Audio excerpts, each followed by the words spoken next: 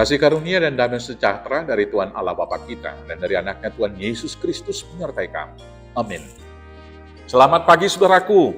Muliakan Tuhan dengan semua aktivitas tugas pekerjaanmu. Dibimbing firman Tuhan dari Markus 12 ayat 33 demikian firman-Nya. Memang mengasihi Dia dengan segenap hati dan dengan segenap pengertian dan dengan segenap kekuatan dan juga mengasihi sesama manusia seperti diri sendiri adalah jauh lebih utama daripada semua korban bakaran dan korban sembelihan. Demikianlah firman Tuhan.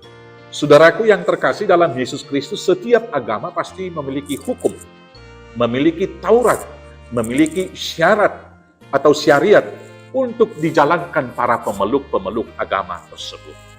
Aturan tersebut, hukum tersebut, Taurat tersebut mutlak diperlukan untuk menjaga keteraturan, keselarasan, keserasian, yaitu relasi antara pemeluknya dengan Tuhannya dan relasi antara sesama pemeluk atau sesama manusia tersebut. Maka demikianlah di dalam agama kita, agama umat Kristen, Tuhan memberikan hukum Taurat yang mengatur hubungan kita atau relasi kita dengan Tuhan yang tertulis di dalam hukum Taurat pertama sampai hukum Taurat keempat. Yang kemudian mengatur hubungan sesama kita, sesama pemeluk, sesama umat percaya, yang diaturkan dalam hukum Taurat kelima sampai dengan hukum yang ke-10. Hal itu sekali lagi mutlak kita perlukan untuk menjaga keselarasan, keserasian, dan damai sejahtera di antara kita. Bila hukum Taurat tersebut dilakukan dengan baik, maka hal yang diharapkan itu tentu akan terwujud. Shalom dan damai sejahtera itu boleh terwujud. Tapi ada persoalan yang muncul, yaitu ketika sebagian orang dalam konteks bacaan kita ini, orang-orang Farisi mempertentangkan manakah yang lebih berharga dari 10 hukum itu. Apakah hukum yang pertama, ataukah hukum yang ketiga, atau bagian yang pertama, hukum Taurat 1 sampai ke-4, atau bagian yang kedua, hukum yang kelima sampai hukum yang ke-10. Tentu pertanyaan ini akan menimbulkan banyak persoalan. Bila hukum yang pertama dikatakan lebih berharga daripada hukum yang kelima, tentunya akan ada kekacauan di sana sini. Saudara-saudaraku yang terkasih, bila itu yang terjadi, maka hukum Taurat itu bukan lagi membawa damai sejahtera, tetapi justru sumber konflik dan persoalan.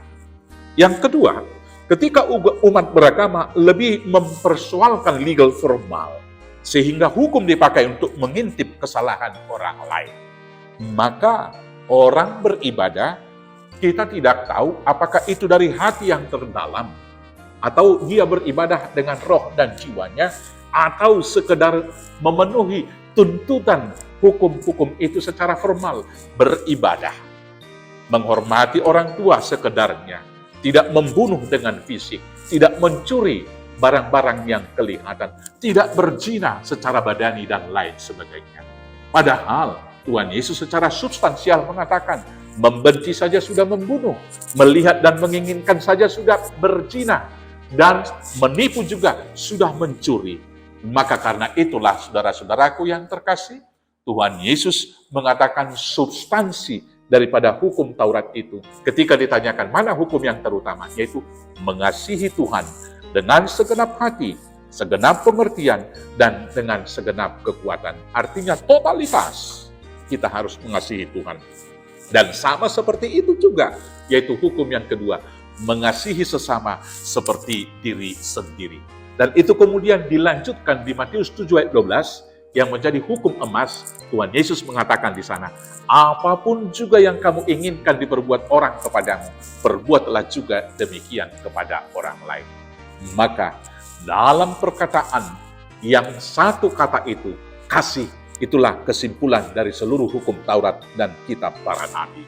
Karena itu, saudara-saudaraku yang terkasih dalam Yesus Kristus, marilah kita hidup dalam kasih. Karena hidup dalam kasih, kita sudah diatur hubungannya dengan Tuhan.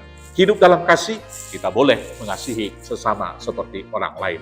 Dan kasih itu menutupi banyak sekali dosa. 1 Petrus 4 ayat 8. Dengan kasih, Tuhan mengampuni kita. Maka dengan kasih, kita mari mengampuni sesama. Dan ketika kita saling mengampuni di dalam kasih, damai sejahtera menjadi milik kita. Tuhan Yesus memberkati. Amin. Kita bersatu dalam doa. Bapa yang baik, tuntun pimpin kami untuk hidup dalam hukum yang terutama yang Tuhan berikan, untuk mengasihi Tuhan dengan segenap hati, dengan segenap pikiran, dan seluruh hidup kami, dan mengasihi sesama seperti diri kami sendiri. Di dalam nama Yesus Kristus Tuhan Juru Selamat kami yang hidup. Amin. Selamat beraktivitas, Tuhan Yesus memberkati. Horas, horas, horas.